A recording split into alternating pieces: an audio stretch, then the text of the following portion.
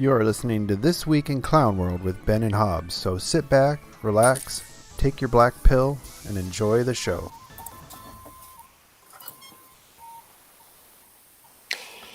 Well. Hello, friends, and welcome to another episode of This Week in Clown World. I'm Hobbs. He's Ben. Joining us tonight is a guy who knows a few things about man-made horrors beyond our comprehension and mind-bending eldritch horrors. Mr. Ed Black from I Survived the Kali Yuga. And tonight, my favorite Martian is making Twitter great again. The Supreme Court gets a diversity hire. And more tonight. How is everybody? I'm doing great, man. Thanks for having me back on. It's always a pleasure. Yes. So yeah. Where to even start the with this shit show? I guess let's just start from the top. So apparently, he owns 9% of Twitter now, or 9.3%. I don't even know the breakdown of it, but it's like a majority stake in it. Yes. Is it a minority-owned business now? Yeah, African American owned business. Yeah, I think so. It would definitely be very fitting. I've told the story before on the show, but on my first deployment, we had a group of South African private contractors guarding one of the gates on our fob. It was our fob was split into two. One half was our side, and the other half was the Iraqi Army officer and NCO training academy, and the South African Omega group were guarding the gate, and me and one of my shop mates were on our side, guarding our side of the gate, and we're sitting there watching them. And they were all black guys except for their commanding lieutenant, who was a white guy. No. And we're just sitting there watching them do like a change of command and everything. And my shop mate, who was also black, he looks at me and goes, "You want to hear some shit?" I said, "What's that?" And he says, "That motherfucker right there is more African than I am." And I'm just like... No comment? Yeah, I mean, when you're right, you're right. Yeah. That's a line. And when you're white wrong, South African, you're... Yeah, exactly. Yes. So yeah, for anybody who's been living underneath of a rock, based Elon Musk, my favorite Martian, has bought a majority, or not a majority stake. He owns slightly less than 10% of it, but it makes him the largest shareholder of Twitter. Slightly under 10%. To put it into perspective, Jack Dorsey, the guy who started Twitter, only owns 2.25%. So Elon Musk effectively owns 4 times more of the company that Jack Dorsey started. Well, Jack Dorsey's been becoming kind of based too since he stepped away from Twitter. Yeah. Well, I imagine he posting what happened in 1971. Wasn't he spreading that around? Yeah. Yep. I imagine if you watch your creation just turn into the just complete shit show that it has, I mean, you kind of have to like take a step back and reevaluate your life a bit, especially when you're not directly involved in it. It's interesting to me because Elon Musk, you can tell that this entire thing was literally just like, you know, he got tired of being pushed around by a bunch of fucking Silicon Valley nerds, and he was just like, you know what? No, fuck you. I could just buy and sell this company like 8 times over and not even blink. So I'm going to do just that. I'm going to literally buy a controlling share in this company, and then you guys can't do shit to me. So, and now I can shitpost all I want. What are you going to do about it? Fuck you. This is like, there's something beautiful in that. That's like, you know, if I had that kind of capital, I'd totally do that. Right. I think that the technical term for that is he got that fuck you money. Yeah, exactly. And boy, howdy, did he use it. Well, he seems to be a businessman too. I wonder how long until he unbans Trump just for monetary reasons. Oh, that would be just fucking incredible. Time's going to tell whether the actual trickle down from this is going to like kind of come down to us plebs. But I'm hoping that the organization kind of changes, because there is an incentive to do that. Because right now, like, if of all the major tech firms and all the major platforms are kind of like that same leftist shit pile, and they all kind of have the same running, marching orders. Being the divergent one, that's also a big one. That's not just a virtual ghetto like Minds or fucking Gab or some shit. Having that be the dissenting voice in like the one place, like they could fucking shut Facebook down overnight, like easily. Like all the traffic would just suddenly go over to Twitter and be like, "Hey, yeah, it's fucking open season again. Look at all of us. We could just show up and be like, digger, like." Oh, can I say that? I don't know. We're on YouTube. We'll find out. Fuck it, we'll do it live. Jeez, you buy the word and you think you can I own the word technically, so the blockchain verified it, guys. That's one of those things I think we're gonna have to get into a little bit later. Exactly, the story behind that, because I don't know of anybody that regularly follows us here. I know we have a lot of crypto nerds that do, and we'll talk about that in a little bit. But skipping back over to Elon Musk and Twitter and everything, like the financial incentive is definitely there to unban, not just Trump, but there are a lot of dissident voices, including current sitting members of Congress like Marjorie Taylor Greene. Her personal account is gone. Obviously, Twitter can't ban her verified congressional account because it's it goes underneath of that, like FOIA documents and official that thing that Hillary Clinton did that she didn't get in trouble for, but they can't ban that one, but they ban her personal account. And then there's several members of the dissident right or the alt right or whatever you want to call them that looked like they were getting a little too close to winning congressional runs. Specifically talking about Laura Loomer down in Florida. She looked like she was having a good go of it, and then like she got like the Alex Jones treatment. Yeah, like everything blocked her. Well, pretty much simultaneously. Did you say, Ed? Are you blocked off Twitter? No, the original account for the comic was actually blocked off Twitter because I bullied somebody for being a cuckold. But no, the current one, I literally I was doing an experiment actually, and I was just like, how quickly can I get banned off of Twitter? So that kind of prompted me to start delving into NFTs a little bit, and I minted the N-word that I now own, and it's literally just that word in bold font on a white background. And every time you post an NFT to Twitter, it shows you the preview. So like anybody that sees that post has no choice but to see that word in bold font and blown up right in their face, right? And there's no getting around it. So it's just like, okay, what's going to win out? The NFT preview and the fact that they're not going to ban an NFT because that would break their entire fucking system, right? Or the fact that this word is jumping out at them that's technically a no-no word on Twitter. So like I was waiting. And so far, the NFT has won. I have not been banned off of Twitter yet, even though that is pinned to the top of my account. And every time you look at my profile, it says that word. And it's just like, yep, I'm waiting, guys. So, it hasn't happened yet. Now that Elon Musk is in charge, I don't think it will happen. So it's it's on sale for 100,000 Ethereum, too. So if anybody wants to buy it from me. 100,000 Ethereum. Wow. That's right. I know what I'm worth. That is balling right there. That's and I honestly I kind of was joking when I told you the other day that someone needs to drop an anonymous email to an outlet like BuzzFeed or something, being like, "Oh, look at this! Isn't this just terrible?" And then they'll write a hit piece on it and get a lot of publicity. And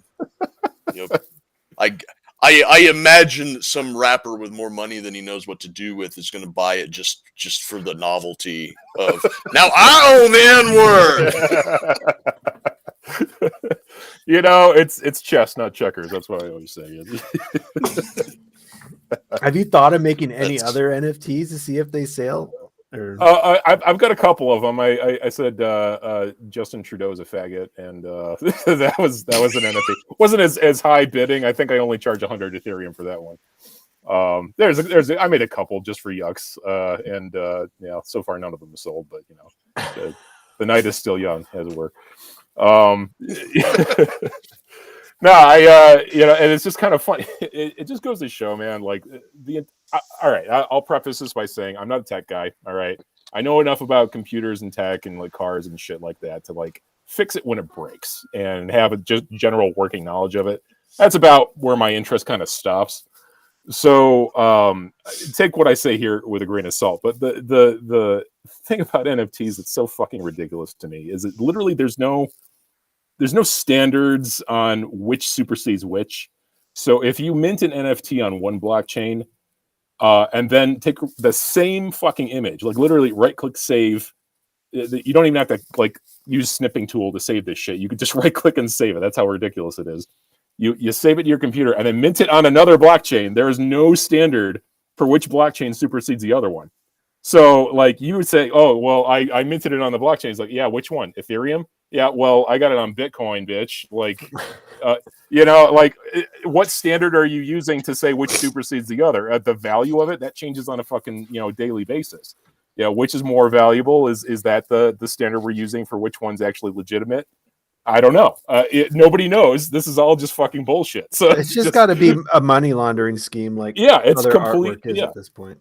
It absolutely is. It is 100% a money laundering scheme. Somebody wants to dump a bunch of fucking coins into some piece of shit JPEG. They're the ugliest things you've ever seen. I made one of literally a fucking racial slur with nothing else on it. And you sell them for as much as you want. Eminem bought like a stupid fucking, I don't even know what AP bought. And I think he was just completely blasted when he bought it because, who would do that on purpose unless they were trying to launder money or they were high, and that's kind of where we're at with these things. And, I understand that the technology has the potential to be like a really cool, like, we have this entire verified blockchain. You can make laws on this shit. And they're kind of immutable, and they're statistically verified that you can't fuck around with them or anything like that. So for that kind of purpose, like say you had this, say you had the Constitution on the blockchain, nobody can fuck with it at that point, because it's all written, it's all verified, it's all that. Like so there's positive applications to it, but NFTs are just they're just a completely ridiculous byproduct. I read something too. You're familiar with the book Dune? I mean, they had that movie made of it, and some morons thought that they could just make an NFT of the entire book, and then they own the rights to make their own books about it and animated series, and then the copyright owners were like, "What? You guys are idiots. We own it." But the bad thing was there's all these people that invested and bought into their NFT because they made this NFT and said, "Look, we own this." Yeah, and it's like, look at me, I own page 327 of the novel Dune. And it's hilarious because it's just like nobody agreed on these standards. This was the XY chromosome. Yeah, it's completely nice. Show that to people. Making yourself mid the XY. Oh god, that's awesome. No, I mean, like nobody came up with any kind of standards for like what this stuff was worth, what this stuff was fucking like beholden to. It was just so bizarre, and it just kind of like popped up out of nowhere, and everybody just started going along with it. And like we don't know why, we don't know who started going along with it originally. It's just kind of like one guy jumps off the cliff, and everybody else is like, "Well, let's do what he's doing," It's so fucking bizarre to me. Well, it seems like a lot of people came up with these NFTs and then slipped some celebrity a bunch of money to post it on their Twitter, or TikTok, or Instagram, and then they sold them to all their brainless followers. Yeah, it kind of actually segues into my other talking point tonight that I thought of, how everything today is a one-to-one recreation of the 1970s. And shitty art by way of like Andy Warhol is just kind of like another analog that we're kind of dealing with right now. And NFTs, I think, are just the current iteration of that. So like Andy Warhol obviously taking, multi-tonal pictures of celebrities, and that was his thing, like, or like a picture of a can of soup. Like, who gives a shit? Like, fuck you, Andy Warhol. But that was the whole thing back in the day, right? And then nowadays the equivalent is like NFTs. This is a procedurally generated ape cartoon. Okay. But like now all of high society wants this bullshit. So it's just like, okay, this is the current Andy Warhol of our generation, Yeah, digital Andy Warhol. We're in hell. I read your breakdown of a lot of the things that are going on that are, it's not a repeat of the 70s, but it sure as hell rhymes. Yeah, it's an analog of the 70s. Yeah, it's just, except we're not gonna get a Led Zeppelin this generation, which is no. Greta Van Fleet is trying really hard to be Led Zeppelin. What is that Cindy Lou Who? I can't remember. What I missed that one. What were some of your comparisons to the 70s? I'm curious. Okay, so I don't have the list in front of me, but basically off the top of my head, we have rampant government corruption, and that was just like conspicuously exposed. So like Richard Nixon versus Joe Biden, same shit. If you look at Joe Biden's speeches relative to Jimmy Carter's speeches, you can't tell them apart. I mean, you can tell them apart by way of the fact that Joe Biden isn't lucid and he can't, articulate a sentence half the time. But like, if you were to look at the actual speeches themselves, they're virtually identical. Gas shortages, conspicuous porn culture. Let's see what else. The kind of attitude of like grooming little girls, like, or just little children in general. Like in the 70s, I don't know if you ever saw the episode of Love Boat where like the 13-year-old girl was like, trying to pretend that she was like this, adult that was like 21, and she was hitting on one of the crewmen of that ship. And like it was a whole hijinks episode of it, and it culminated in like, oh, I was just playing a game. And it's like that was like the attitude of like trying to just kind of be like, no, this is normal. They're young women at this age, and she's a child, right? And that's just like that is just going on today. They're trying to like groom kids and the shit. So that's just another one. Let's see. Domestic cars are garbage and Japanese cars are good. That's another 70s thing. Fucking the mulatto perm versus the afro. It's the same fucking like it's like literally it's just like one after another. And if you look at the two side by side comparisons, it's like, oh, so time is really a flat circle, and we're just on this goddamn stupid record. Let's skip to the 80s already and get back our fucking I'm looking forward. I hope that's true. I'm looking forward to that now. Get back to the 80s. Yeah, the 2030s are super hopeful.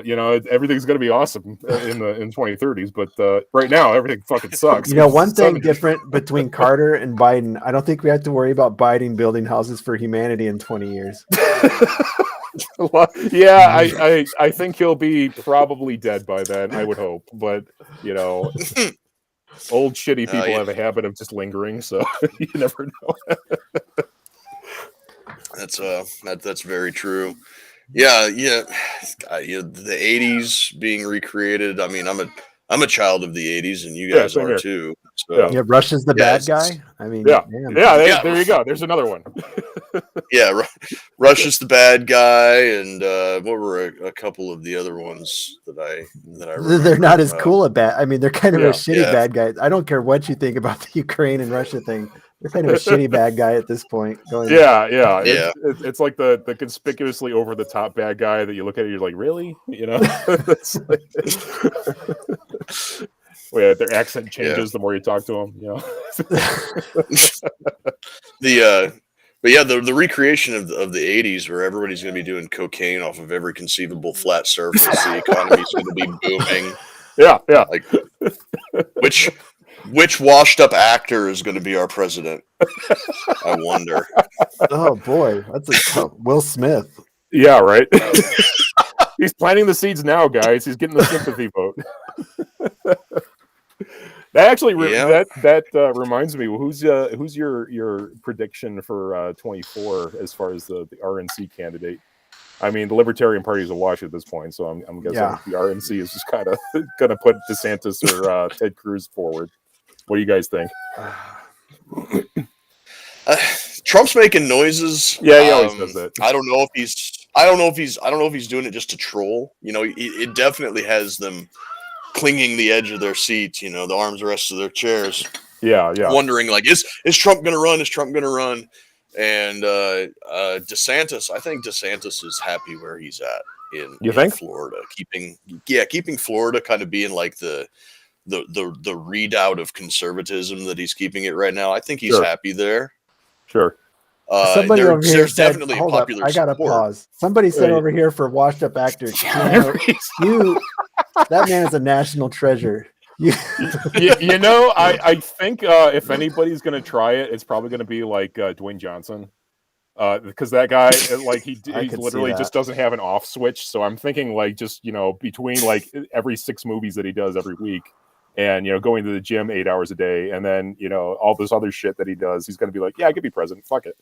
Yeah. So yeah, that's probably going to be a thing in like I don't know, 2028. We're going to get a Dwayne Johnson ticket. I'm hoping Florida man does run though. DeSantis. Cruz has one of those punch me faces. Oh yeah, especially when he has that beard on. It's like he has moments of like lucidity, but like for the rest of the time, he's a goddamn boomer neocon. You just want to fucking jack him in the throat. But like, at least DeSantis is just kind of like trying to like he's like the guy in the riot in like a gym that's just gone completely wrong. Like everybody's just freaking out trying to find the exit, and he's the one on the top of the podium being like, "Everyone remain calm. This is how we get out." Like that's him right now. I'll take a governor over senator any day, because the governor is an executive level position. You're just one in a crowd when you're in the House or you're in Congress. You're not really leading. Exactly. All a legislator knows how to do is make laws, and that doesn't help anyone, So it's just like you gotta. No offense, Dustin, but I know what you were trying to do. Somebody says, "Don't punch the Zodiac killer." Yeah. See, if Ted Cruz is pretty high profile right now, but if he becomes president, then he's not going to be able to like sneak off in the middle of the night and get away with all this. Yeah, he can't get away with that. Murders. At least for more than a day, And outside of those, DeSantis, I mean, CPAC was still all Trump, but that's CPAC. I can't. Yeah. I mean, somebody could come out of the wings, but I don't see it. I mean, maybe Kristi Noem from South Dakota, but she's got a lot of baggage. Yeah, I mean, she might be like a kind of a fringe candidate. I mean, fucking Kamala Harris came out of nowhere though, so like she was literally the bottom fucking tier. Like nobody expected that shit. That bitch to come out of. She's the diversity hire. Yeah, it's might as well segue into that shit too, because that was literally the only reason that Kamala Harris got the nod as VP. He was somebody told Joe Biden's like, hey, you need a woman of color as your VP. And he's like, oh, I need a woman of color as my VP. What's that one colored gal that was up on stage with me that dropped out after Iowa when she failed to secure 1% of the vote? Get her on it.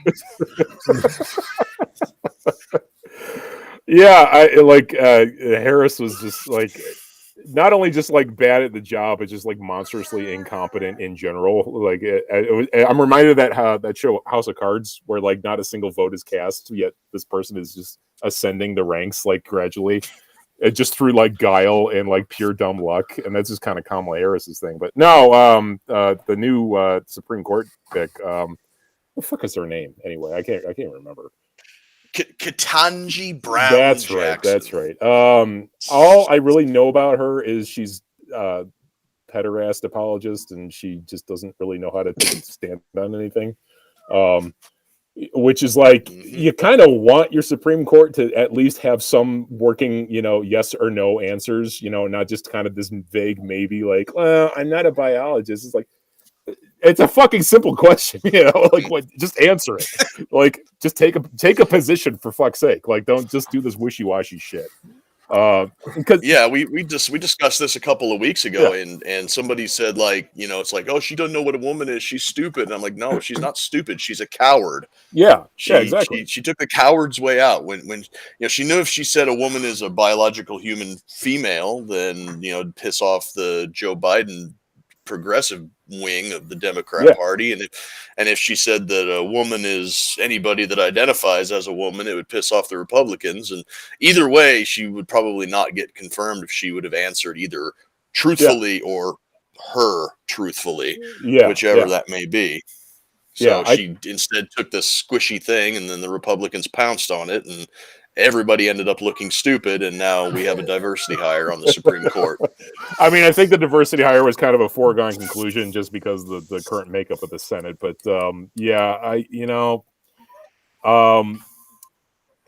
I would like to think, at least in the terms of bipartisanship, that a person that is, able to cross party lines and able to come to some sort of agreements and consensus about any issue would be at least able to answer a simple binary yes or no question. But I guess we're kind of, as a culture, we're not really in that anymore. We're not in the simple, 1 or 0. We kind of have to operate in this middling zone of like wishy-washy bullshit that nobody knows what's going on. And I guess she's the perfect candidate for that. All I can say is I'm glad that she's outnumbered by the rest of the Supreme Court, because I have no faith in her whatsoever. That's my take on it. Yeah, it would appear, especially from the messages that we got the other day from what I'm assuming is going to be a barren-wombed suburban white wine ant on our page, that the Democrats are angling now to wrap Clarence Thomas up in this January 6th thing and either force a resignation or do what I'm assuming will be the first impeachment in Supreme Court history, because Clarence Thomas's wife was texting Donald Trump's chief of staff on January 6th about how to go about, delaying the vote for the 10 days that an investigation would take, as is laid out in the Constitution. And to the Democrats, the most secure election in U.S. history with the most popular president in U.S. history. Don't you dare cast aspersions on that election, madam. Oh my God.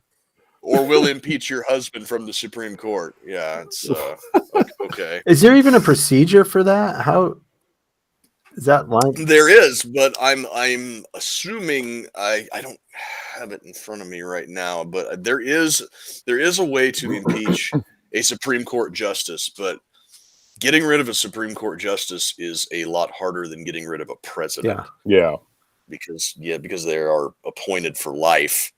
So you would imagine that getting rid of one of those guys is going to be, Yeah, I would think getting rid of somebody because their wife sent a text is not.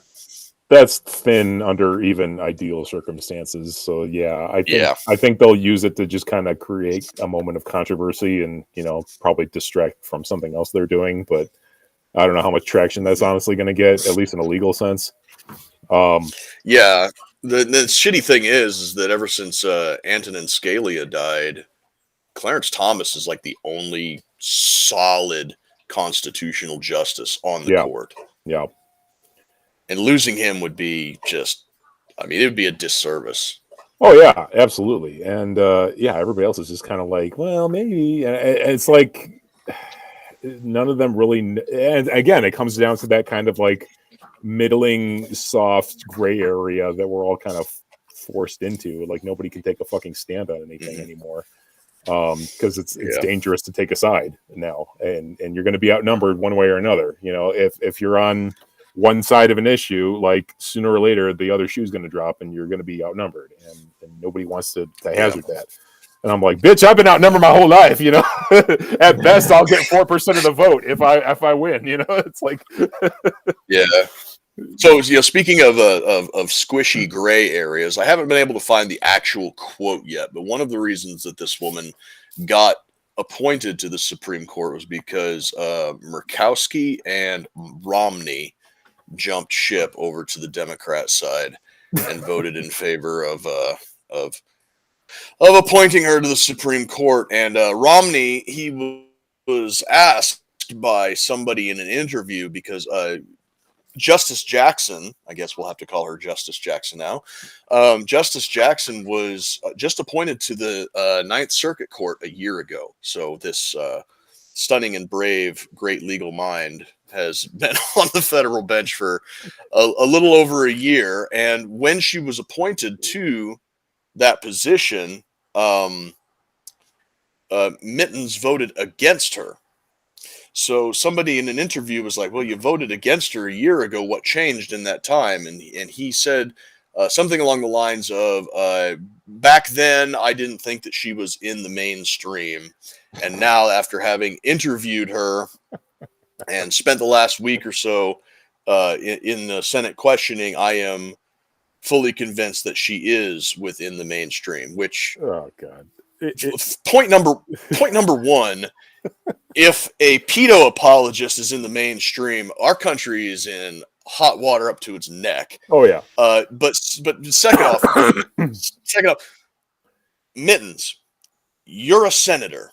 Yeah. Now, I know that we have the 17th Amendment that gave you your position by popular vote, but the original purpose of the Senate was to be the spokesman for your state at the federal level. So it is not up to you to determine what is and is not in the mainstream. And second point on my second point is that even if it were up to a senator versus a House of Representatives to gauge what is and is not mainstream, the job of a Supreme Court justice is not to pass rulings on what is and is not in or outside of the mainstream. A Supreme Court justice is concerned solely with the constitutionality of the cases that are put in front of them. Now, no matter what they're ruling on, no matter how odious it may be to the mainstream or to their own personal ideologies or whatever, the job of Supreme Court justice is not to appease the mob. It is not to appease their own sensibilities. It is not to appease the base of the party of the president that nominated them for that position. It is only to say, does this law or does this case square with the Constitution? And you can put in your ruling, in your dissent, or in your majority ruling, hey, this squares with the Constitution, even though it is outdated. And then you can say it is up to the legislature to amend the Constitution because we have those mechanisms in place. Ruth Bader Ginsburg was awful at judicial activism, and this person, I think, is going to be even worse. Oh yeah, absolutely. No, you're 100% right on that one. I think, not to defend Mitt or anything, because I think he's a fucking idiot, but I think what he was kind of angling for in that particular case is the Ninth in particular is it's the most overturned court in the entire nation. So it's basically kind of known as the activist court. So anybody that kind of comes from that angle is automatically deemed, at least in a traditional neocon perspective, they're going to be deemed like, oh yeah, you're fringe and fucking in, I don't have to listen to you. But like as she continued to talk, I guess, she kind of came around to the middle ground that Mitt Romney thinks is okay. So I think that's kind of what he was angling for with that. He's still a fucking retard, and quite frankly, yeah, you're absolutely right. Like it shouldn't matter what the popular consensus is with that kind of thing. It literally, your job as a Supreme Court justice is to, does this apply to the Constitution? Yes or no. If it's a yes, then uphold it. If it's no, toss it back. Like that's literally the entirety of your job. You have no other function in government. So if she can't fulfill that, then what the fuck is she even doing up there? And that's kind of why I'm at that point of like that is your job to make the yes or no distinction. So why the fuck can't you answer a basic yes or no question during your interview here? That's not justice material. That's legislature material. That's like some sort of position in government where you have to give a political answer, not a justice position where you have to give a yes or no answer. That's like, what are you even doing here? Right. If she can't even answer those simple questions, and you are right, the Supreme Court justice's position basically boils down to simple yes and no questions. Now, where it gets kind of hairy is the justifications behind those yes and no questions either in their majority opinions or their dissenting opinions. Those things can be pages and pages and pages of why I ruled in one way or the other. And I can only imagine that the stained crayon scribbles that my 18-month-old kid makes on the scrap paper around here are going to be more coherent than the gibbering idiocy that this person's going to put down. But I could be wrong. Yeah, I hope I'm wrong. Yeah, I don't think you are, but I don't think she's really qualified for the job, to be honest. That was just kind of obvious from her answers in that interview. I think she might have been a occasionally competent judge, maybe. I think her positions on the child exploitation shit is kind of abhorrent. I know she was trying to take a kind of a neutral ground with that, just to be like, well, if the person is 17 and the other person is 14, should they really have the same sentence? Like, I can kind of see why she was taking the stances she was, but like it should be a pretty, like, the questions she was presented weren't exactly they weren't exactly complicated. They weren't exactly nuanced. They were pretty cut and dry. Yeah, and she gave the minimum sentence to a lot of very disgusting cases. Yeah. Like it's one thing if you got like an 18-year-old kid gets some titty pictures from his 16-year-old girlfriend and the girl's parents are pissed off and press charges. That's one thing. That's okay. Yeah, it's not excusable, but it's like, yeah, we see what's going on. But there was one case where it was an 18-year-old kid had thousands and thousands of pictures of kids like 7, 8, 9. That's now you're in like hot territory where you gotta do something about it. Yeah, it's one thing if a 16-year-old girl takes a topless selfie. That's her doing it. It's still wrong. It's still illegal by the the black letter of the law. But when you're like 7, 8, or 9 years old, somebody else is exploiting that child. Exactly. And that is where someone who's going out of her way to give minimum sentences, even if the perpetrator is 18 years old and has their whole life ahead of them, someone who goes out of her way to give lenient sentences and make excuses for that, I think has no business being anywhere near a court as high as the Supreme Court. It's absolutely disgusting. Absolutely. Lower courts, like some fucking bullshit court, in a local county position, sure, why not? But higher courts, absolutely not. Like, what the fuck are you doing there? Mm-hmm. You need to be able to make a decision. Yeah. And it's sad that the decisions that she did make were just so awful and wrong. Yeah, it could have been something, easily forgivable, like I don't know, like the position on the federal schedule of marijuana or something like that. Something like that. We could all just kind of be like, yeah, okay, whatever, But like, it's kids, like that is an actual, like, everybody has stake in that kind of thing. It's just it's fucked up, Like, why would you? And we all know why they're doing it, because everybody's a fucking pederast in higher government. But I mean, maybe I'm getting a little too in the weeds with that one, but like, we kind of know what's going on there, Yeah, we do. So what was some of the other news, Ben? Well, I thought of one when you started talking about pederast, the whole Disney thing. Oh God. I mean, yes, Florida man angers the alphabet people. That's right. That's right. I think that is hysterical. I mean, obviously Disney's going to try to protect their vested interest in grooming kids. I was talking to my wife about this the other day, and Disney as a business, kind of for up until the early 2010s. When did Iron Man come out? When did they get Marvel? Like 2010-ish? Yeah, right around there.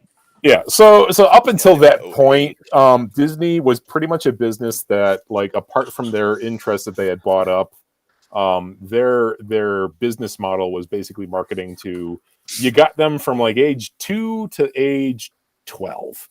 And that is the prime time that you can get as much money out of them as possible. And once they acquired Marvel and LucasArts and all that shit, then you suddenly had them from like, age 13 onwards until 40. Like everybody like in that bracket, in the snail's bracket, was suddenly like giving them money. So what Disney's really primarily trying to do is just shore up as many brackets as they can. But then there's the other side of Disney where once they have shored up those brackets, you have a pretty substantially subversive subset in that company where they want to, groom kids because they want to, fuck children. So that's, I mean, I don't want to mince words here. That's just kind of obvious. If you look at the picture of, the gift card of Mickey Mouse, I don't know if you can pull that up, Ben, but it's literally a gift card of Minnie hugging Mickey, and her dress looks like a dick.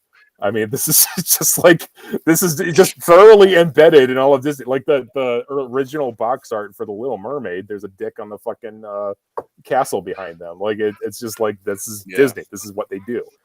Like it's just kind of not an unknown quantity where they want to diddle kids and they want to groom kids. It's just that's what they do. That's what they've done for decades.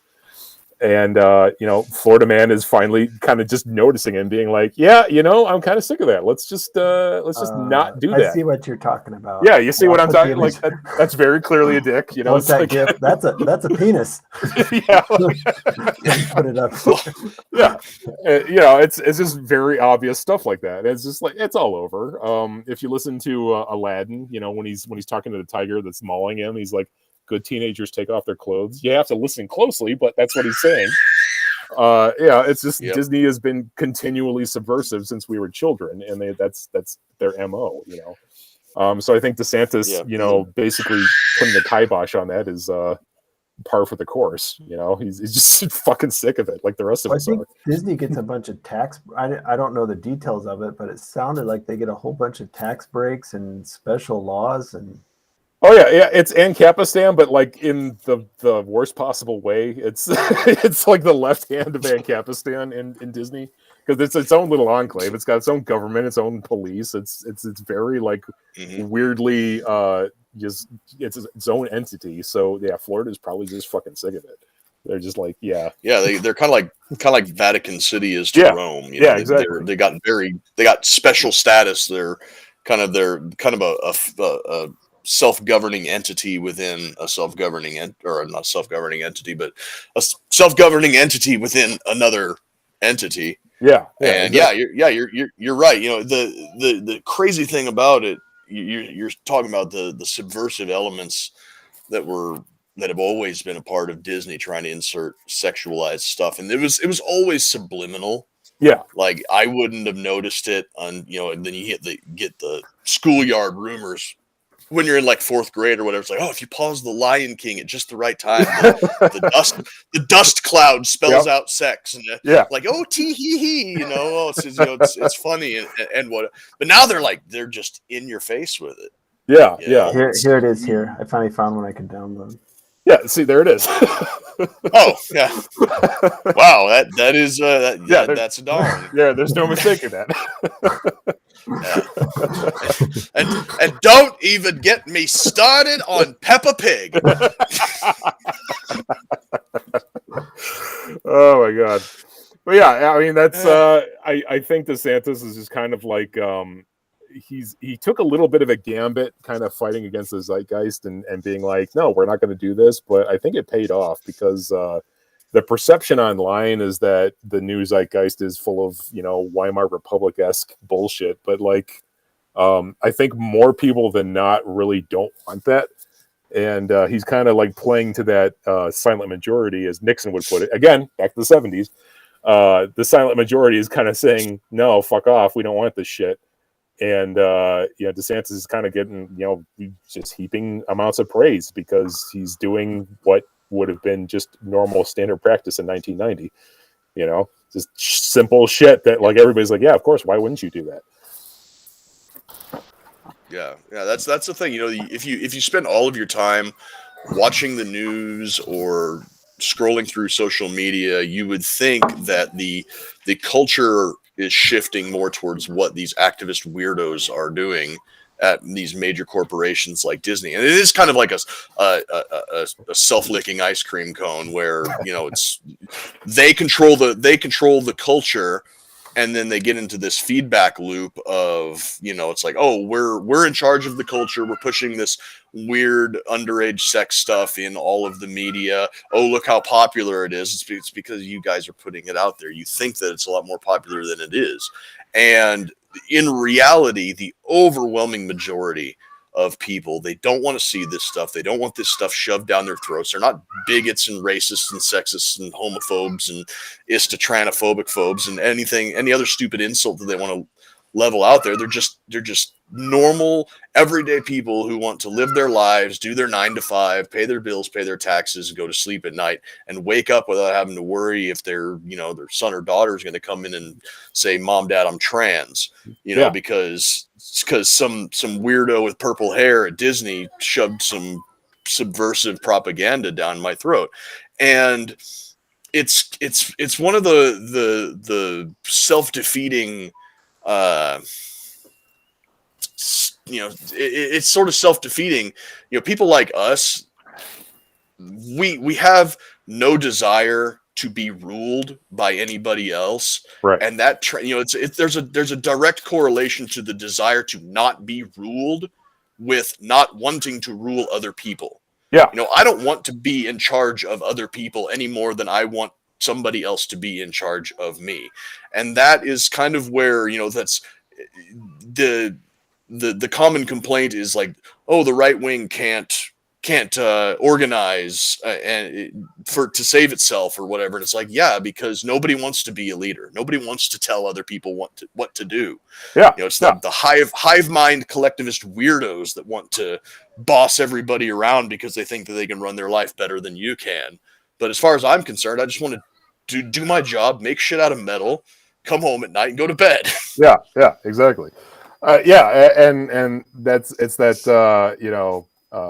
just kind of narcissism of that prevailing element of society that they that's a key feature of it, where they want to tell other people what to do. They want to govern and control and even if you go back into classical myths and legends and stories of antiquity, the reluctant hero is kind of like a ongoing trope of like the ideal hero, because he doesn't want power. It's thrust upon him because he has no other choice.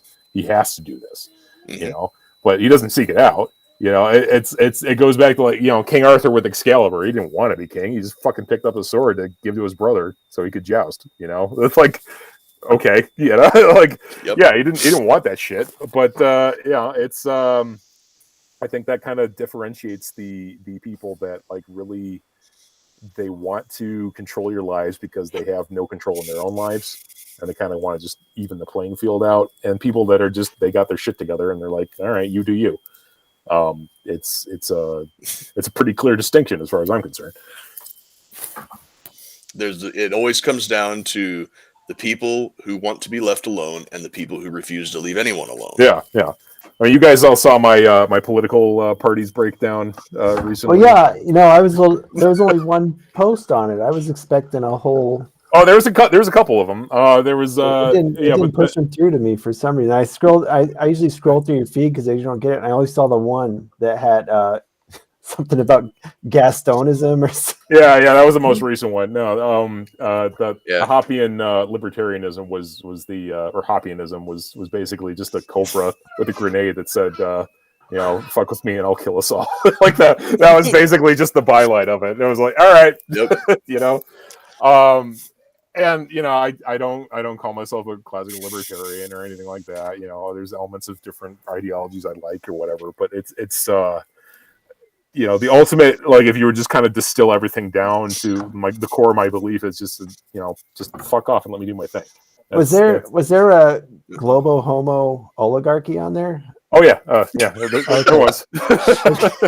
Yeah, I broke down the various neocon versus neolib. The only difference was racist or terrorist. That was that was who they were against. But yeah, if you really just kind of distill all that stuff down, like you got all these parties that are just kind of like, we want to control this, we want to control you, and then you've got the guys like us that are just kind of in the corner being like, no. we're just going to do our own thing. Well, the bad part is there's a certain amount of people that want to be ruled. They don't want to think for themselves or do any research. They just want somebody to tell them. Yeah, and those kinds of people, like they're always going to exist. There's no accounting for that.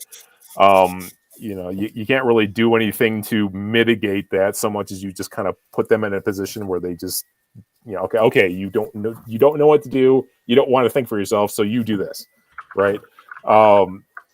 The way to kind of mitigate that, I think, is just to kind of like put them in a position where they can't do any harm to anyone. Just kind of be like, all right, you do this now. You're good at that. Just go, I don't know, mine coal or some shit. This is going to sound terrible, so I got to think about this a little bit. Do you ever listen to the Hardcore History podcast? I've heard of it. I haven't really gone. It's with Dan Carlin. He's got a 5-hour episode on slavery this time. Okay. and how the 13th Amendment is a sham. But it made me realize that people in the past that just want to be slugs and don't want to make any decisions probably ended up as slaves. Oh yeah. But now those people are voting on rules. Yeah. People without agency shouldn't have a say in who gets agency. That's just that's common sense, right? No, I was just saying, that's why when this country was founded, people who didn't own property weren't allowed to vote. Yeah, that if you don't sense. have any, if you own something, you've got skin in the game, and you're also probably responsible enough to, if you're responsible enough to have acquired property, then you're probably also responsible enough to be a cog in the machine of government. And don't get me wrong, there were some people that ended up slaves that were just spoils of war, were dicking around by the ocean front when a ship came along, but there was also people who were just slugs, and they had no use, so they got sold to do this and that. Yeah, exactly. Well, I mean, to take it back even further than that, in the late stages of the Roman Republic. When they were in their the big expansion there towards the end to keep things distracted on all the problems at home, they brought back all of these slaves. So slaves were cheap, and people could buy a slave for a lot less than it would take to hire somebody to work. So you had massive numbers of unemployed people with nothing to do. So there were people who were voluntarily selling themselves into slavery just to make sure that they had a roof over their head and food in their bellies, because it was, and to the same effect, our government still made those people slaves to the system. They're just not producing anything now. Yeah, or they're in the prison pipeline, and that's how they kind of get around the whole like slavery thing. That's I like that he made the point that I don't remember how it came up, but the Europeans were the ones left holding the slavery bag when everybody decided it was bad. Yeah, pretty much. Yeah, I don't know how that happened. We were the ones that banished it. History, yeah, he's doing the whole history of it and how everybody was enslaving everybody, and then it just so ended up we're holding the bag when everybody's like, slavery's bad. Look what he's holding. Well, that's just white people are the best at war. That's it's just kind of inevitable. It's kind of funny to me because the 13th Amendment, if you really just kind of look at it and look at the language of it, it's just like everything just kind of boils down to, except in the case of punishment for a crime, and when that is baked into that fucking rule, that literally just kind of becomes incentive to now, okay, we're going to make as many fucking laws as possible and as many nonsensical rules as we can so that you break them without you knowing it most of the time, and then we're going to imprison you, and then we get our slave labor. And now we have basically just kind of taken this and made it from a private sector entity that was, mostly in the agrarian parts of the country. And now we have completely made it the purview of the government. So you've got these prison pipelines that are just like downstream of that. So now that the government has a monopoly on slavery. Slavery was never abolished. It was just literally made a government monopoly through the 13th Amendment. And then to that point, like, all the people, like you were saying, Ben, like the people that have no agency and just are slugs, like, okay, if you want to give them the franchise and the right to vote, either make voting consensus based to make policy, or just don't give them a right to vote. You can't have it both ways, you know. Like it's just ridiculous that these people that have no stake in the game are the ones making policy for the people that do. And with technology, we just have to accept that at some point there's just going to be people who are either physically, just too weak or too dumb that a robot's just going to do it better for cheaper. Yeah. Or a computer program's going to do it better for cheaper. So what do we do with these people? It's the fully automated gay space communism right there. That's when we put them on one of Elon Musk's rocket ships and have them colonize Mars. There you go. We're gonna have to have slug farm high rises where they just live in. This is where the cubes with their soy and insect protein is deposited out in a little pellet form, I guess. Mars is full of UBI fucking labor slugs. That's the future of Mars. Everybody gets Elon will be back there going like, no, this is not what I envisioned. I wanted Mars from the Expanse, not Mars like this. This is bullshit. Yeah, but that's a good. I was surprised he tackled that subject as spicy as it is. It's a 5-hour episode on the history of slavery. I'm about halfway through it. Yeah, I gotta look that one up because that's I mean, on its face, you see something like slavery and you're like, yeah, of course, I'm gonna abolish it. It's ridiculous. And then you look at just the history of it and like how it was actually quote unquote abolished, and you're just like, it was never fucking abolished, you liars! Like, fuck you! Like, you just moved it over here. It's still around. It just sounds like slavery with extra steps. Yeah, it's slavery with extra steps. Exactly. You're putting people away for fucking, token on a dime bag or doing 100 over 3 times in a row. Like it's just ridiculous. Mm-hmm. Well, what else did you have, Hobbs? Did we hit everything? Was that? I think so. Yeah, we hit the diversity hire. The Florida man angers the alphabet people, and what's a Russia update now? They're like, oh well, we don't want Kiev now. Oh my god. Well, they never did. The encircling the cities was just a diversionary tactic. They've only wanted the Donbass region, the Luhansk and Donetsk region. That's the only reason that they encircled Kiev, and they circled they encircled Mariupol because they turned the Donetsk militia loose on the Azov battalion to oops. Ooh, it's gonna yeah, a lot of bad blood, literally. Oh, war crimes, guys, in Mariupol. But the only reason they pushed west as far as they did was just to keep reinforcements from getting into the areas that they want, and now they're pulling back into the areas that they want because they've more or less consolidated everything that they want. Yeah, pretty much. I mean, since this whole thing began, I don't claim to have an intimate understanding of the politics of Eastern Europe, but like that one was pretty clear. It's like Russia was pretty opaque about that kind of thing, where they're just like, yeah, we want to take the Donbass because the Donbass, like they've had multiple referendums where they said we want to fuck off and not be part of Ukraine because Ukraine sucks. Like they've said that repeatedly, and Russia's like, all right, like we'll help you out.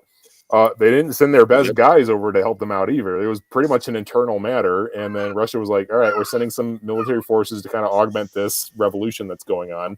And then the rest of the world turned it into like, ooh, a distraction from COVID, this blunder. So we're just going to look it over here. Look at this. Oh, evil Russia. And it's like, guys, this is the most transparent thing I've ever seen. What the fuck? Yeah. And it was literally overnight, absolutely seamless that the NPC firmware update came through and they went from stay home, stay safe, save one life, save grandma to we're going to risk thermonuclear war for a country we didn't even know existed yesterday. It's like, Oh yeah, like when it all began, I saw you had that post on it where you're like, is this a fucking like B universe or E universe psyop where like Kiev is spelled wrong? You're like, oh no, and I noticed that right off the bat. I'm like, why the hell are you spelling it that way? Oh, okay, I see what you're doing. And it's that subtle like control the language shit that they always do, where they're like, if you want to control the minds and the hearts of all the people that have no agency, you just basically manipulate the language they use, and eventually they're just going to come around to your side of it. And changing it from Kiev to Kiev with a fucking Y and a V, and like that was just all part of that. And then the rest of it was, and again it was seamless, flip the switch overnight. You had you literally spelled it KIEV for your entire adult life into like grade school. I remember looking at a fucking globe. My antiquated ass town with their library. I went into that library, looked at the globe that was next to the fish tank, and I saw on the map Kiev, KIEV. And I'm like, I wasn't crazy. This is how it's always been. Yep. And it was so bad that I had people at work, when I posted that meme with the angry NPC, and they're like, it's the same town? I thought it was just another town that the Russians were attacking. I'm just like, no, it's the same town. They're just spelling it differently now because it's an empty virtue signal. Yeah. Like, oh well, I'm not interested in empty virtue signaling. I mean, maybe it was like, half full virtue signaling, but empty virtue signaling. No, thank you, sir. Count me out, sir. If I can't wear a mask with this, I'm out. No, it was, it's kind of provocative. I mean, that city alone has been passed around more times than a Doobie and an Allman Brothers concert, but that's, it's why the change? We all know why. It's because they were trying to fit a narrative. And much like COVID, I was one of the only people to start with.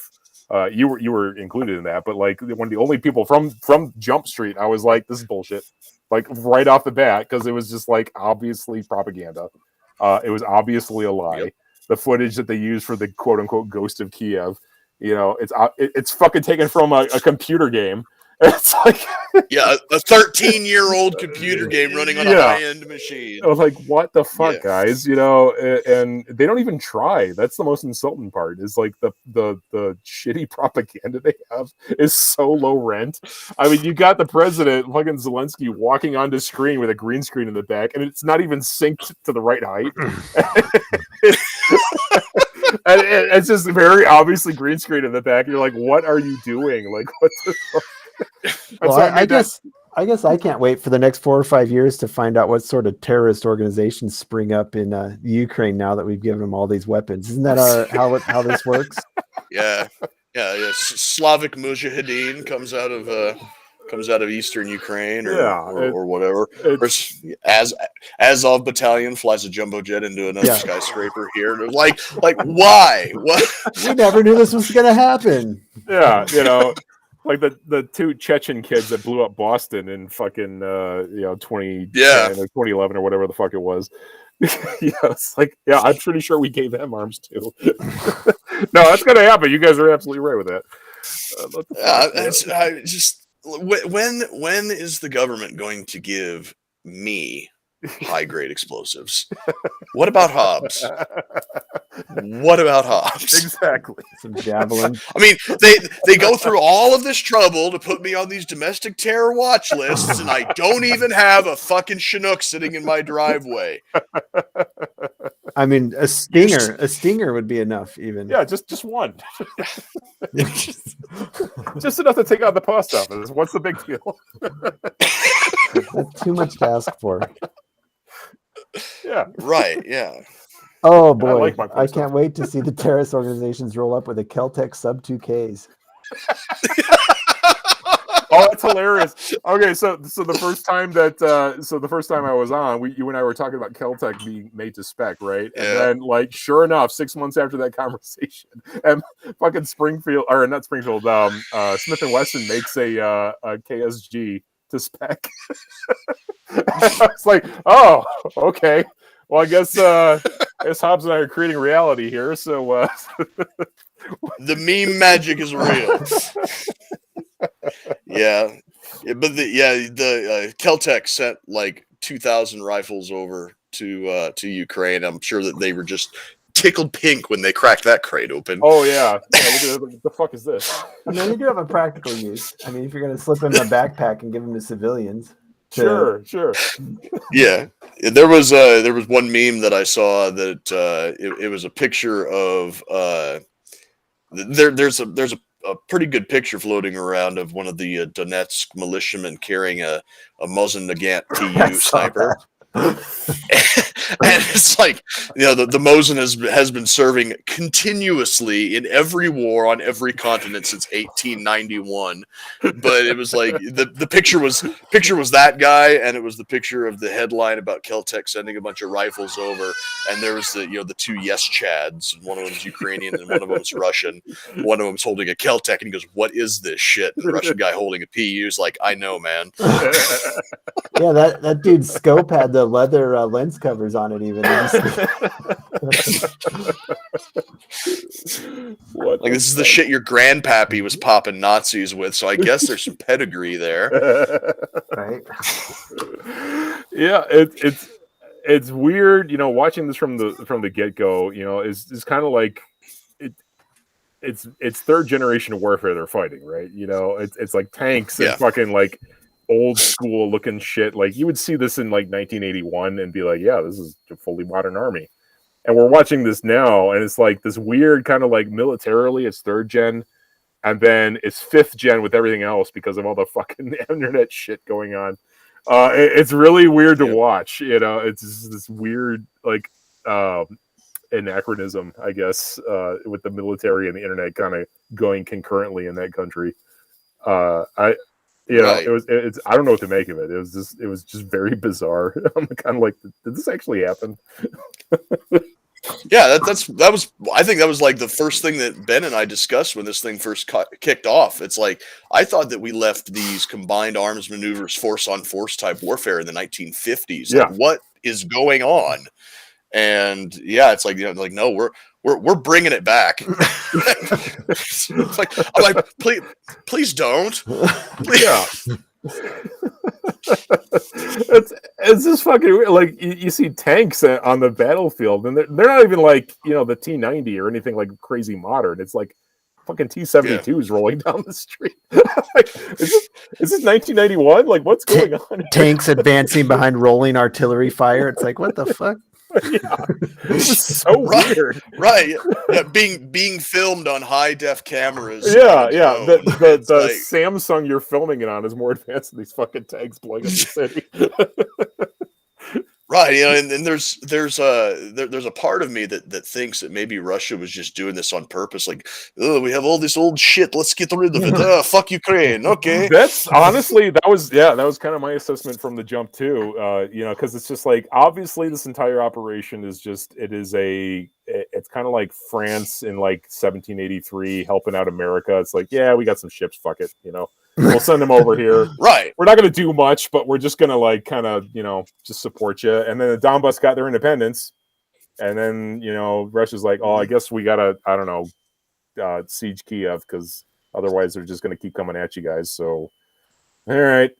Right. Because when you have the amount of military hardware that Russia's got, at a certain point, having all of that stuff laying around becomes a liability, both in terms of maintenance costs and in pilfering and theft, because even an old tank is still a fucking tank. Yeah. And if it slips into somebody's hands, like you leave a motor pool unsecured one night and some vodka soaked Ruski decides he's going to go for a joyride in a T-72 or something, runs over a bunch of cars or some shit. It's like, okay, so we can't.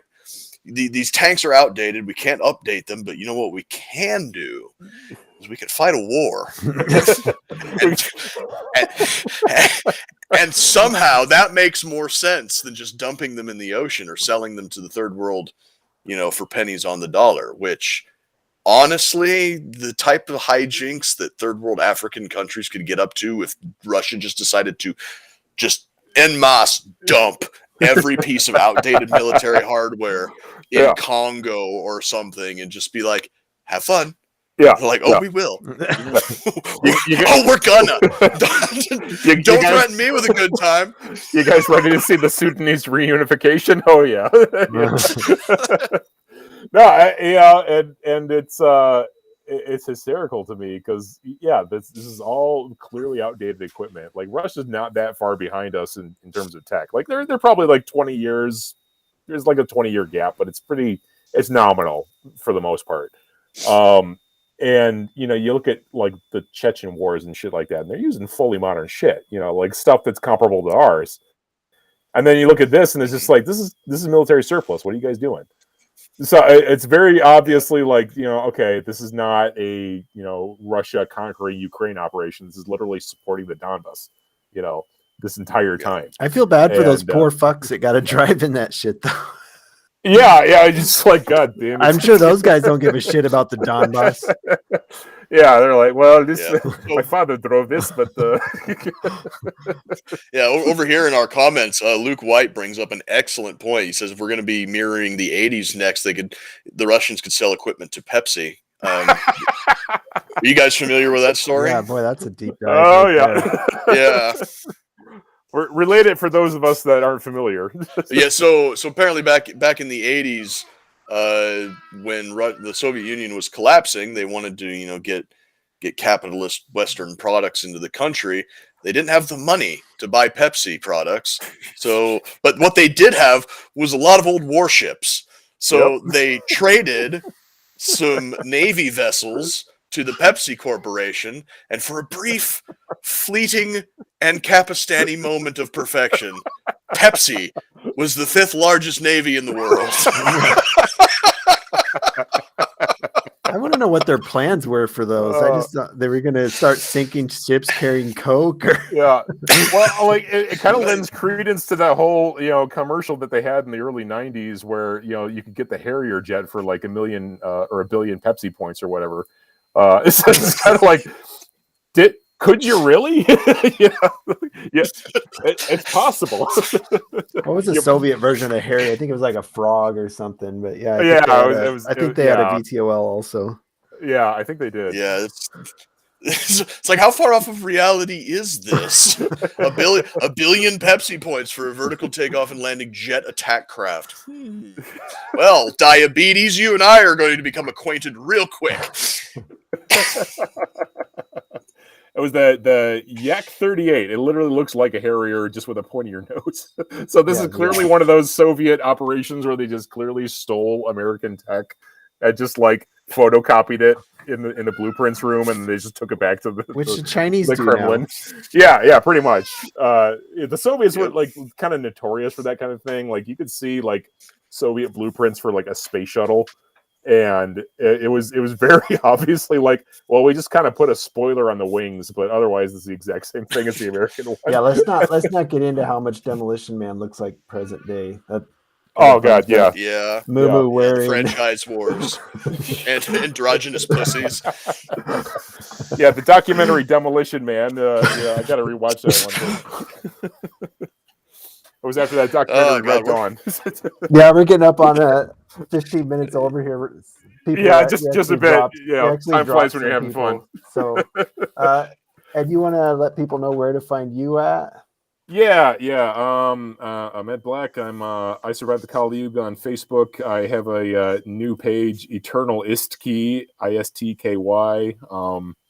That's basically just because Facebook throttles my shit and they periodically slap me down for being naughty. Follow me on either one of those pages or both. And you can see my comic strips. And I am also on the Duck web comics as well, if you want to read the serials. I heard a rumor, Ed, you're looking forward to the new Harry Potter game just so you can fight the Goblin Uprising. Is that true? Yes, that is factually correct. I just wanted to confirm that. You heard it here first. Yes. You can find us at www.roadstoliberty.com. Everything, we're Roads and number 2 Liberty.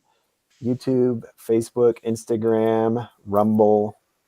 think that's everything for now. We're kicked off Twitter. You can follow us in case we ever get unkicked off when Lord Elon takes over. But yep. I'm still on Twitter. You can find me, Edward Black. I'm the guy with the N-word NFT. Can't miss him.